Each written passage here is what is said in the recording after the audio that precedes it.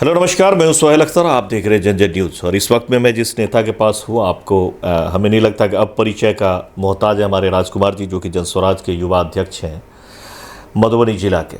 इस वक्त में चूँकि इलेक्शंस का दौर चल रहा है और बड़ी दुर्भाग्यपूर्ण रहा कि टिकट से थोड़े से वंचित रह गए। इस बार हो सकता है कि पार्टी ने कुछ और सोचा।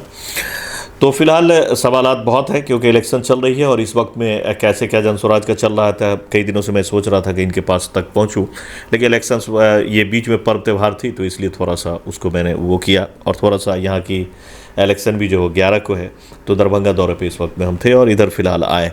तो राजकुमार जी, आपका सबसे पहले स्वागत है। बिल्कुल, आपके चैनल के जितने भी चाहने वाले दर्शक हैं उन सभी को मेरा सादर नमस्कार है। और एक बार फिर से मैं कहना चाहूँगा कि इस बार जो दिवाली और छठ पूजा का जो पर्व हुआ है, बिहार के लिए एक बेहतर होने वाला है कि पर्व त्यौहार के साथ साथ एक जो हम लोगों का 5 साल पर जो पर्व आता है मतदान का, वो भी पर्व होने वाला है। तो मैं उसके लिए भी सभी बिहार वासियों को ढेर सारी शुभकामनाएं एवं बधाई देना चाहूँगा कि आप लोग बढ़ चढ़ करके हिस्सा लीजिए, मजबूती के साथ लीजिए और आपका एक एक वोट बिहार का भविष्य तय करेगा। तो निश्चित ही जब आप बिहार में आ चुके हैं वापस, तो वोट मतदान जरूर करके जाइएगा। तो इस वक्त में मेरा सवाल ये है कि अभी जो है वो इलेक्शंस अब आने ही वाले हैं, 11 को होनी है। और आप लोगों ने ज़मीनी स्तर पे बहुत मेहनत किया था, हर जगह आपके प्रत्याशियों ने किया था और उसमें से एक एक चुन के भी अब आ गए हैं।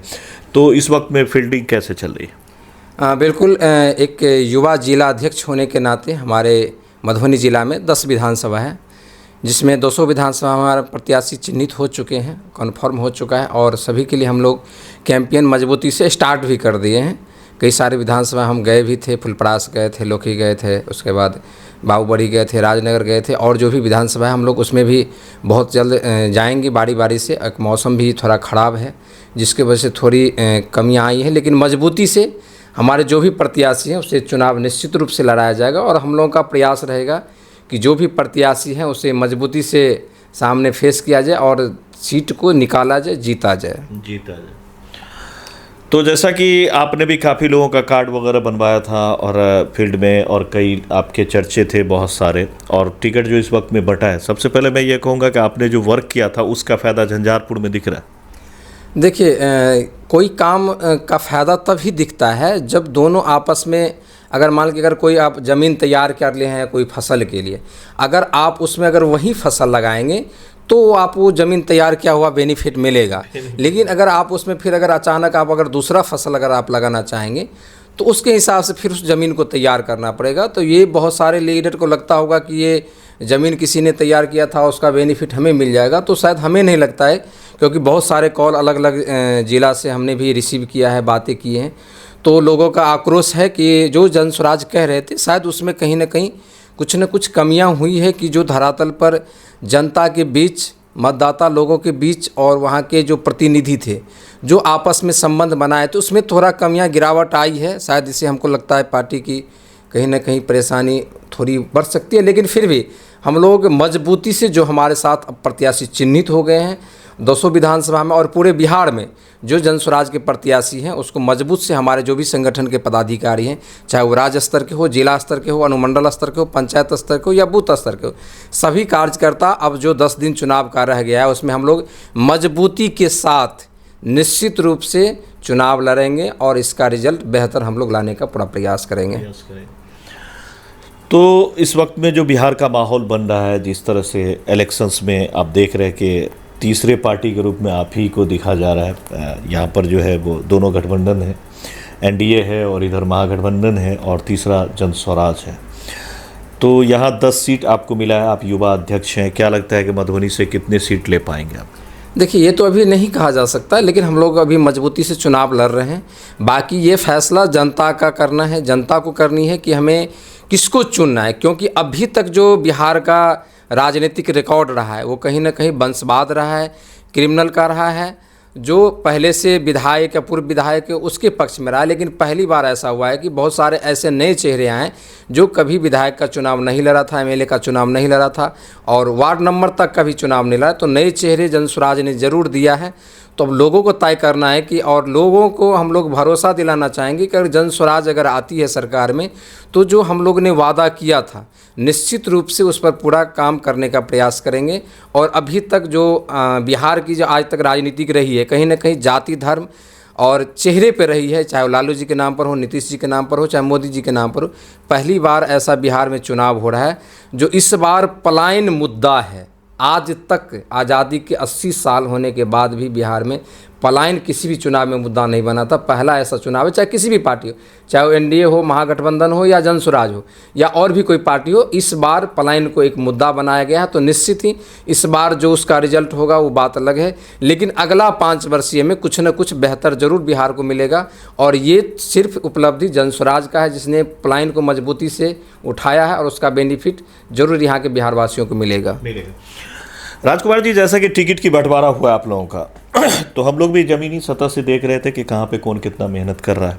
आप ज़्यादा बेहतर जानते हो क्योंकि आप युवा अध्यक्ष हैं यहाँ के और पार्टी से जुड़े हुए हैं। मेहनत भी आपने काफ़ी किया था, सबों को उम्मीद थी कि आपको टिकट आएगी। लेकिन जब टिकट बटी है तो कोई ऐसा चेहरा जो अचानक से जुड़ा उसको टिकट मिल गया है, कोई ऐसा चेहरा जो मिलने गया उसको टिकट मिल गया है, कोई ऐसा चेहरा जिसने बहुत मेहनत किया और उसको टिकट नहीं मिला है। तो ऐसे लोगों में मैंने देखा कि आक्रोश देखा, और ऐसे लोगों में मैंने काफ़ी आक्रोश देखा। और कई आदमी ऐसे जो भावी प्रत्याशी थे आप लोगों के, मैंने देखा कि दूसरे पार्टी से टिकट लेकर के और लड़ना शुरू कर दिया और पार्टी छोड़ दिया, विरोध किया। दरभंगा में मैंने देखा कि वो कुर्सी चल गया था। तो इसका कितना असर पड़ रहा है आपके? देखिए, ये पहले भी हमने आपको कहा कि कहीं ना कहीं इसमें कुछ न कुछ कमियां हुई है कि हमारे जो भी संभावित प्रत्याशी थे, कहीं ना कहीं हम उसको संतुष्ट नहीं कर पाए। एक तो तय था कि हम अगर 5 प्रत्याशी हैं तो चुनाव एक ही को लड़ाया जाएगा, लेकिन और जो 4 प्रत्याशी थी या 5 प्रत्याशी, कहीं ना कहीं हम लोग उसमें सामंजस्य बैठाने में सक्षम रहे, जिसके वजह से कई सारे सीट पर ऐसा हुआ है। लेकिन अब जो होना था वो तो हो गया है। अब जो हमारा प्रत्याशी चिन्हित करके आया है, नॉमिनेशन हो गया, उसको सारे सुविधाएं मिल चुकी है, तो अब निश्चित जो प्रत्याशी हैं उसी पर हम लोग चुनाव लड़ने का काम करेंगे। हाँ, लेकिन ये कमियां हुई है कहीं ना कहीं, तो हम लोग चुनाव के बाद या फिर इस पर हम लोग चर्चाएं करेंगे। लेकिन अभी जो प्रत्याशी हम लोगों ने दिया है क्रिमिनल बैकग्राउंड के नहीं है, सभी शिक्षित हैं और बेहतर प्रत्याशी हम लोगों ने चुनकर लाया है। हो सकता है कहीं पर अगर ऐसा प्रत्याशी और गलती से, हमारे आदरणीय प्रशांत किशोर जी भी कहते हैं कि गलती से अगर कोई प्रत्याशी अगर बेहतर ना हो क्रिमिनल बैकग्राउंड से, तो आप उसे हराइए। हर हाल में बिहार जीतना चाहिए, यहाँ के लोग जीतना चाहिए, यहाँ की जो समस्या उस पर काम होना चाहिए। क्योंकि आप अगर अच्छे नेता चुनेंगे, अच्छे प्रत्याशी को वोट देंगे, तभी बिहार को बदला जा सकता है। तब तक नहीं बदला जा सकता जब आप ऐसे क्रिमिनल, आप देख लीजिए आज मोकामा में कुछ घटनाएं हुई है, तो क्रिमिनल बैकग्राउंड के अगर आप राजनीतिक में लाइएगा, उसको चुनाव जिताइएगा, तो फिर ये सब तो देखना ही पड़ेगा। इसलिए आप लोग साफ़ सुथरी छवि को लाइए, शिक्षित लोगों को लाइए, ताकि शिक्षा पर बात हो, रोजगार पे बात हो, पलायन पे बात हो, यहाँ की जो भ्रष्टाचारी सबसे बड़ी मुद्दा है उस पर बात हो। तो ये सब बात रही है। रही बात झंझारपुर की, तो झंझारपुर में वर्षों से इस चीज़ से बिल्कुल इनकार नहीं किया जा सकता कि इतने बड़े मंत्री रहने के बावजूद भी आज झंझारपुर में भ्रष्टाचारी सबसे चरम सीमा पर है। इसको कोई दरकिनार नहीं कर सकते, भले ही कितना ही विकास का डंका पीट ले, विकास के नाम पर कुछ नहीं हुआ है। हर जगह पानी जमा हुआ रहता है। बरसात में आप कहीं भी चले जाइए, यहाँ तक कि कोर्ट कैंपस में चले जाइए, पानी लगा रहता है। तो सिर्फ ये लोग रिवर फ्रंट बनाने में लगे हुए हैं, मिथिला हाट बनाने में लगे हुए हैं, लेकिन उससे यहाँ पर न बच्चों को अच्छी शिक्षा मिल सकती है, न यहाँ के युवाओं को रोजगार मिल सकता है। हम लोग भी मजबूती से, जो हमारे 10 विधानसभा, हम लोग 4-5 दिन उसमें वर्क कर लेते हैं। उसके बाद 5 तारीख से मजबूती से झंझारपुर में एक बेहतर समीकरण बना हुआ है। हम लोग को उसमें कुछ काम करने की ज़रूरत है, और इस बार नया चेहरा, झंझारपुर का चेहरा, झंझारपुर का ही नेतृत्व इस बार मिलेगा।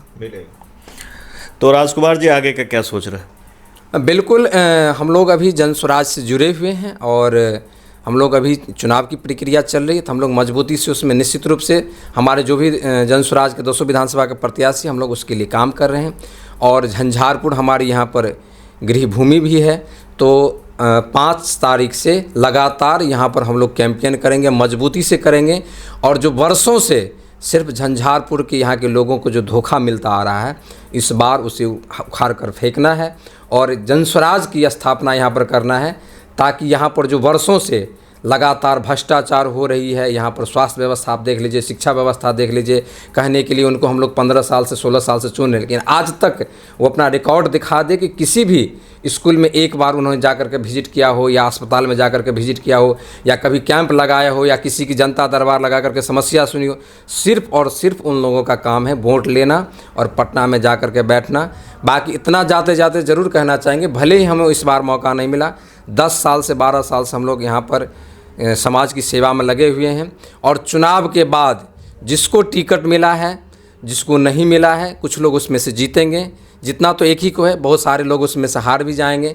बहुत सारे लोग पटना जाएंगे, बहुत सारे लोग दिल्ली भी चले जाते हैं, बहुत सारे लोग घर पर कंबल ओढ़ कर भी बैठ जाएंगे। लेकिन राजकुमार 14 तारीख के बाद ये ऑफिस 24 घंटा खुला रहेगा मोहना बस स्टैंड में। जिस भी यहाँ के जनता को जो समस्या हो, आप बेहिचक आइए, 12 बजे रात में कॉल कीजिए। राजकुमार आपको पहले की अपेक्षा 100 गुना ज़्यादा ताकत से आप लोगों के बीच रहेगा। और बिल्कुल घबराना नहीं है, भले ही सत्ता किसी को मिले, सीट किसी को मिले, कुर्सी किसी को मिले, लेकिन 5 साल एक बेटा की तरह राजकुमार ही झंझारपुर का नेतृत्व करेगा, इसमें कोई दो राय नहीं है। और अगले 5 साल में आप लोगों को दिखने को भी मिलेगा। तो इस वक्त हम राजकुमार जी के साथ थे, कुछ 30 तो ज़रूर है, लेकिन उसके बावजूद पार्टी के साथ बने रहेंगे और लगातार जो है कह रहे हैं कि हम जिस तरह से वर्क शुरू किए थे उससे भी ज़्यादा मजबूती से आगाज़ इसी तरह से चलता रहेगा। बाकी कैंपिंग वगैरह भी होती रहेगी। इस तरह से हम बीच बीच में आप लोगों से जो है इंटरव्यू करते रहेंगे और आप लोग को दिखाते रहेंगे कि फ़िलहाल राजकुमार जी क्या कर रहे हैं। इस वक्त में हम आए हुए थे जनस्वराज नेता राजकुमार जी के पास, इनसे थोड़ी देर पॉडकास्ट किया, थोड़ी देर बात किया।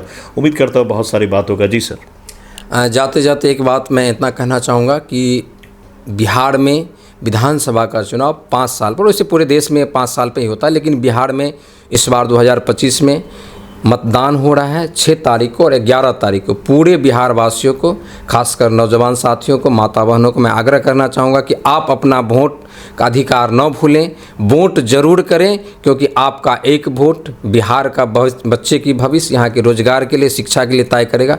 इसलिए जाते जाते इतना कहना चाहेंगे कि आप लोग वोट जरूर करें। आप अपने क्षेत्र के बेहतर नेता को चुनें, बेहतर प्रत्याशी को चुनें, ताकि आपका विकास हो जाए। धन्यवाद। तो आप देख सकते हैं इस वक्त में जाते जाते भी इन्होंने कहा कि आप अच्छा नेता चुने, बेहतर नेता चुने। और मोकामा पे जो आपके पार्टी को ऐसे गोली मार के या जैसे भी हत्या कर दी गई, इस पे क्या? बिल्कुल, ये तो यहाँ के लोगों को मैं कहना चाहूँगा कि आप अगर ऐसे क्रिमिनल बैकग्राउंड का जब तक आप लीडर को चुनते रहेंगे तो ये सब आम बात है। आज कई जगह पर आप देख लीजिए घटनाएं होती रहती है। यहाँ की जो सरकार अपने आप को सुशासन बाबू कह रहे हैं, पहले शुरुआत में कुछ काम हुई है, लेकिन लगातार अब अगर देख लीजिए तो यहाँ पर अफसरशाही बढ़ गया है। किसी को कोई गुदानता नहीं है। आप पदाधिकारी के पास चले जाइए तो अपनी मनमर्जी के हिसाब से काम करेंगे, आप उसको कुछ नहीं बोल सकते। इतना तक ही कह दीजिएगा कि हम आपका वीडियो बना रहे हैं सर, तो इतना तक कह देगा कि जाइए, हमें कोई फ़र्क पड़ने वाला नहीं। तो कहीं ना कहीं लोगों में वो भय ख़त्म हो चुका है यहाँ का प्रशासनिक का। तो यहाँ पर और हम लोगों के पास अच्छा मौका है। ये जो 10 दिन आने वाला है, बिहार का 5 साल का भविष्य तय करेगा। इसलिए आप ऐसे लोगों को बिल्कुल ना चुने जो ऐसे बैकग्राउंड से आते होंगे, क्रिमिनल बैकग्राउंड से, उसको बिल्कुल ना चुने। एक आम आदमी को चुने, एक गरीब फैमिली को चुने, ताकि आप उससे ऊंची आवाज़ में बात कर सके, आप उससे काम करवा सके और वो आपके बीच बैठ सके।